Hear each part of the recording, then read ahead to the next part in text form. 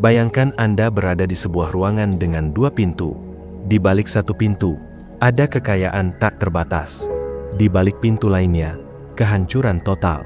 Anda tidak memiliki petunjuk.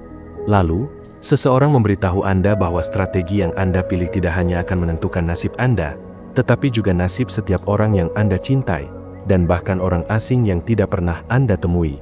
Tekanannya mulai menggeliat di perut Anda. Ini bukan lagi sekadar pilihan. Ini adalah sebuah beban. Ini adalah esensi dari kehidupan yang sebenarnya.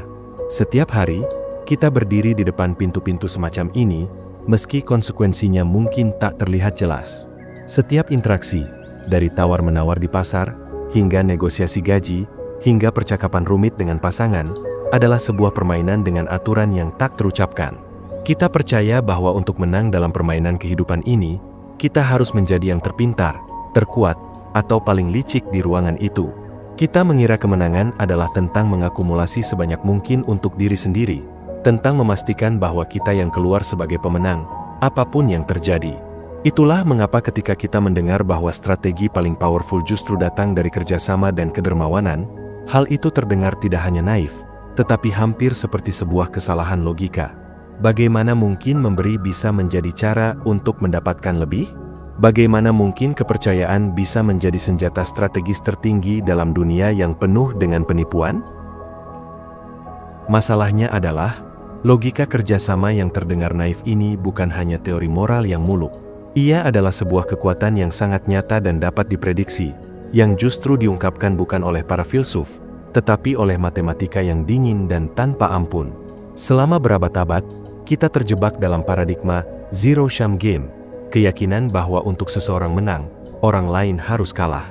Namun, penemuan pada pertengahan abad ke-20, khususnya melalui karya perintis seperti John von Neumann dan John Nash, mengungkapkan sebuah realitas yang lebih kompleks dan menggugah. Mereka menunjukkan bahwa dalam sebagian besar interaksi manusia, dari perdagangan global hingga hubungan pribadi, kita sebenarnya berada dalam non-zero-sum games. Dalam permainan seperti ini, kemenangan satu pihak tidak mengharuskan kekalahan pihak lain. Bahkan, yang paling sering terjadi justru sebaliknya. Kerjasama dan koordinasi menghasilkan nilai yang lebih besar bagi semua pihak yang terlibat. Kekayaan, kebahagiaan, dan kemajuan tidak seperti kue yang ukurannya tetap, di mana kita harus berebut porsi. Kekayaan itu justru seperti api unggun. Ketika kita saling berbagi bara, nyala api itu justru menjadi lebih besar dan terang bagi semua orang yang duduk di sekelilingnya. Seluruh pemahaman kita tentang strategi berubah ketika kita menyadari bahwa dalam permainan kehidupan yang sebenarnya, musuh terbesar kita bukanlah orang lain, melainkan dilema sosial itu sendiri, kecenderungan alami untuk mengejar keuntungan jangka pendek yang justru merugikan kita semua dalam jangka panjang. Konsep yang mampu memecahkan dilema sosial ini dengan elegan adalah tit for tat, atau saling balas, sebuah strategi yang dipopulerkan oleh ahli anatomi dan politisi Rusia, Anatol Rapoport, dalam sebuah turnamen komputer yang revolusioner. Rapoport tidak menciptakan strategi yang rumit penuh dengan tipu muslihat. Sebaliknya, dia mengajukan sebuah program yang begitu sederhana sehingga hanya terdiri dari 4 baris kode, namun mampu mengalahkan semua strategi canggih lainnya. Strategi tit for tat ini didefinisikan oleh 3 kualitas utamanya yang seperti pedang bermata dua. 1. Bersikap baik dan kooperatif sejak awal, niceness. Ia selalu memulai dengan langkah kerjasama. Ia memberikan kepercayaan secara cuma-cuma, membuka pintu bagi kemungkinan kolaborasi yang saling menguntungkan, tanpa prasangka. Ini adalah investasi pada kebaikan yang akan datang. 2. Bersikap tegas dan dapat ditiru, retaliation. Jika pihak lain memilih untuk berkhianat, tit for tat akan langsung membalas dengan khianat yang sama pada giliran berikutnya. Ia tidak membiarkan dirinya dieksploitasi. Ini adalah sinyal yang jelas. Perilakumu akan aku cerminkan. Jika kamu adil, aku adil. Jika kamu jahat, aku akan jahat. 3. Mudah memaafkan, forgiveness. Begitu lawannya kembali ke jalur kooperasi, tit for tat, langsung memaafkan dan kembali bekerja sama. Ia tidak menyimpan dendam atau terperangkap dalam siklus balas dendam yang tak berujung. Sifat pemaaf inilah yang memutus lingkaran setan permusuhan dan membuka jalan bagi rekonsiliasi. Inilah kejeniusan strategi ini. Ia bukanlah orang suci yang polos, juga bukan seorang sinis yang kejam. Ia adalah seorang realis yang cerdik, yang memahami bahwa dalam permainan yang berulang, kepercayaan dan kerjasama adalah aset strategis yang paling berharga, dan reputasi sebagai pihak yang adil namun tegas adalah mata uangnya. Kekuatan tit for tat bukan hanya teori dalam kompetisi komputer. Kita melihat kehadirannya yang meresap dalam fondasi masyarakat yang stabil dan sistem yang sukses. Prinsip ini adalah tulang punggung dari sistem hukum modern. Hukum pada dasarnya adalah tit for tat yang terinstitusionalisasi. Jika Anda mematuhi aturan atau kooperasi, Anda akan dibiarkan hidup damai sebagai imbalan. Jika Anda melanggar hukum atau pengkhianatan, Anda akan dihukum sebagai pembalasan. Dan setelah menjalani hukuman, Anda diberi kesempatan untuk reintegrasi sebagai pengampunan. Kita juga melihatnya dalam konsep balas dendam dan perdamaian suku. Siklus balas dendam berdarah antar keluarga atau klan adalah tit for tat yang buta dan tanpa pengampunan, sebuah spiral yang menghancurkan. Namun, upacara perdamaian dan pembayaran uang darah, blood money, adalah upaya manusia untuk memasukkan unsur memaafkan ke dalam siklus tersebut, untuk menghentikan permainan yang merugikan semua pihak. Bahkan dalam ekosistem bisnis yang sehat, tit for tat adalah norma tak terucapkan. Dua perusahaan bersaing mungkin saling memantau harga. Jika perusahaan A menaikkan harga, dianggap sebagai kooperasi dalam menjaga margin industri, perusahaan B biasanya akan mengikuti, membalas kooperasi. Jika perusahaan A tiba-tiba memotong harga drastis, pengkhianatan atau perang harga, perusahaan B akan segera membalas dengan pemotongan harga yang sama sebagai pembalasan. Namun, jika perusahaan A kembali menaikkan harganya, isyarat kooperasi, perusahaan B biasanya akan mengikutinya sebagai pengampunan.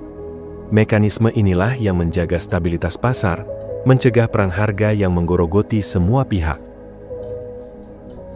Mengapa? Meski strategi ini terbukti efektif, kita begitu sering gagal menerapkannya? Mengapa kita cenderung mencurigai dari awal, menyimpan dendam, atau justru mengizinkan diri kita terus dieksploitasi? Akar masalahnya terletak pada psikologi evolusi dan bias kognitif kita yang berusia ribuan tahun. Pikiran kita berevolusi dalam lingkungan yang sangat berbeda dengan dunia modern yang kompleks. Di sabana Afrika purba, kita hidup dalam kelompok kecil di mana interaksi dengan orang asing jarang terjadi. Dalam konteks itu, kecurigaan terhadap kelompok luar adalah mekanisme bertahan hidup. Selain itu, otak kita memiliki negativity bias. Kita secara alami memberikan bobot lebih besar pada pengalaman negatif, satu kali dikhianati, daripada pada 100 pengalaman positif, bekerja sama dengan damai. Satu pengkhianatan dapat menghapus segunung kepercayaan, karena dalam konteks evolusi, kegagalan mendeteksi satu pengkhianat bisa berarti kematian. Ini meninggalkan kita dengan sebuah paradoks sosial yang mendalam. Secara individu, kita terprogram untuk memprioritaskan diri sendiri dan curiga pada orang asing. Namun, untuk membangun peradaban yang makmur dan maju, kita justru harus melakukan hal sebaliknya, memperluas lingkaran kepercayaan dan kerjasama melampaui klan atau suku kita sendiri. Tit for tat berhasil karena ia adalah sebuah alat koreksi untuk naluri purba kita. Ia memaksa kita untuk tidak terlalu curiga dengan memulai kooperasi dan tidak terlalu naif dengan membalas pengkhianatan, menciptakan sebuah jalan tengah yang rasional antara dua ekstrim yang sama-sama merusak. Meskipun tit for tat adalah strategi yang powerful, penting untuk disadari bahwa ia bukanlah mantra ajaib yang cocok untuk setiap situasi. Seperti pedang yang tajam, efektivitasnya bergantung pada tangan yang menggunakannya dan konteks medan pertempuran. Dalam lingkungan di mana hampir semua pihak pada dasarnya kooperatif, tit for tat akan berkembang dan menciptakan surga kerjasama. Namun, dalam lingkungan yang penuh dengan entitas yang secara bawaan jahat dan tidak pernah berubah, tit for tat akan terjebak dalam siklus balas-membalas yang tak ada habisnya. Disinilah letak nuansanya. Tit for tat bukan tentang menjadi orang yang baik secara dogmatis. Ini tentang menjadi pintar secara strategis. Terkadang, dalam menghadapi pihak yang terus-menerus memusuhi, strategi yang lebih tegas dan proaktif mungkin diperlukan untuk mengubah dinamika permainan. Atau, dalam hubungan yang sudah sangat terpercaya, kita mungkin sengaja tidak membalas sebuah pelanggaran kecil karena nilai hubungan jangka panjang jauh lebih besar daripada kemenangan dalam satu putaran permainan. Justru, keindahan dari prinsip ini terletak pada fleksibilitasnya. Tit for tat memberikan kita sebuah kerangka kerja, bukan sebuah perintah mutlak. Ia mengajarkan kita untuk membalas kebaikan dengan kebaikan yang lebih besar, dan membalas pengkhianatan dengan tegasan yang proporsional, bukan dengan kebencian yang membabi buta. Dalam kehidupan nyata, ini bisa berarti memberikan kesempatan kedua, tetapi bukan kesempatan ke-10. Ini adalah seni menyeimbangkan antara kepercayaan dan kewaspadaan, antara kedermawanan dan batasan yang sehat. Lalu, bagaimana kita merespons realitas strategis ini? Kita dapat mengembangkan apa yang disebut sebagai strategic empathy atau empati strategis, yaitu kemampuan untuk memahami motif dan kemungkinan respons orang lain, lalu menggunakan pemahaman itu untuk membentuk interaksi yang saling menguntungkan. Ini bukan tentang memanipulasi, melainkan tentang membangun dinamika yang positif dan berkelanjutan.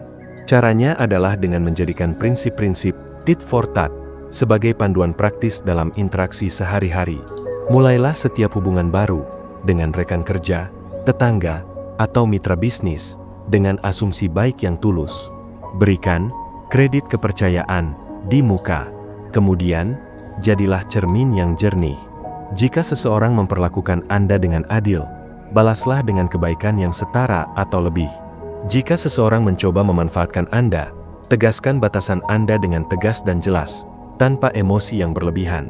Tindakan pembalasan ini bukan tentang balas dendam, melainkan tentang mengkomunikasikan bahwa perilaku mereka tidak dapat diterima. Yang terpenting, praktikan forgiveness with boundaries, memaafkan dengan batasan. Begitu lawan menunjukkan perubahan sikap yang nyata, buka kembali pintu kerjasama. Namun, jangan lupa untuk sedikit meningkatkan kewaspadaan Anda. Percayai, tetapi verifikasi.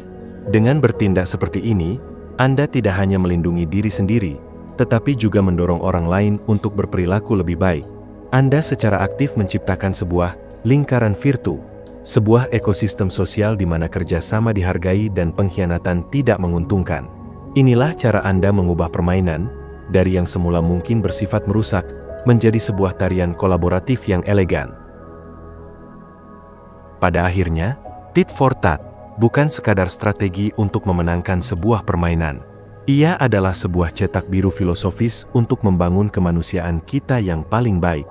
Ia mengajarkan kita bahwa kekuatan sejati bukan terletak pada dominasi atau penaklukan, melainkan pada kemampuan untuk membangun aliansi yang stabil dan saling percaya. Dalam dunia yang seringkali terasa penuh dengan permainan kekuasaan yang kejam, prinsip sederhana ini justru menjadi penawar racunnya. Maka, pertanyaannya bergeser. Bukan lagi, bagaimana saya bisa menang, tetapi, permainan seperti apa yang ingin saya ciptakan? Apakah saya ingin menjadi pemicu siklus kecurigaan dan balas dendam? Atau menjadi arsitek dari lingkaran kepercayaan dan kerjasama yang terus meluas? Ketika Anda keluar dari ruangan dengan dua pintu itu, ingatlah, pilihan terpenting bukanlah pintu mana yang akan Anda buka, tetapi dengan semangat apa Anda akan membukanya. Apakah dengan ketakutan dan keserakahan, atau dengan keberanian untuk memulai dengan percaya, kesiapan untuk menegaskan batasan, dan kebijaksanaan untuk memaafkan? Dalam permainan kehidupan yang panjang dan berulang ini, jawaban atas pertanyaan itulah yang pada akhirnya akan menentukan tidak hanya hasil yang Anda dapatkan, tetapi juga jenis manusia yang Anda jadikan. Dan mungkin, itulah kemenangan yang sesungguhnya. Terima kasih sudah menonton sampai akhir. Jika video ini bermanfaat, bagikan kepada orang-orang terdekat, dan jangan lupa subscribe untuk mendukung channel ini. Tinggalkan juga komentar atau pemikiran Anda di bawah. Saya selalu senang membacanya. Semoga hari Anda dipenuhi kebahagiaan dan energi positif. Sampai jumpa di video berikutnya.